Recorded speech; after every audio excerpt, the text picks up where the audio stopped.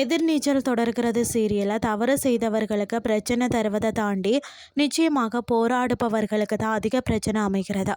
எதிர்நீச்சல் தொடர்கிறது சீரியலை இப்போது பாருங்க, ஜனனியே எல்லாவற்றுக்கும் சிக்குகிறார்.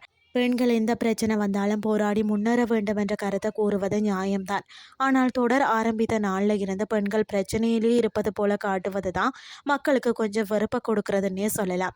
அத்தனை தவறுகளையும் செய்த குணசேகரன் மற்றது கதிர் இப்போதோ எந்த தண்டனையும் அனுபவிக்காமல் ஜம்முண்டு வீட்டில் அதிகாரம் செலுத்தி வாரார்கள்.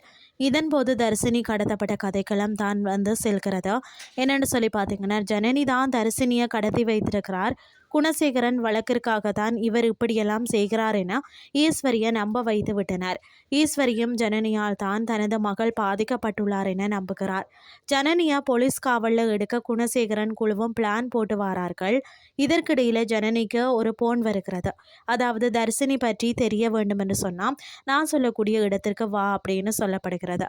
அவர் யாரு, வேற யாருமே இல்லைங்க, ராணா தான். இவர் தான் தர்சினியை கடத்தி இருக்கிறார் என்பது நன்றாக தெரிகிறது.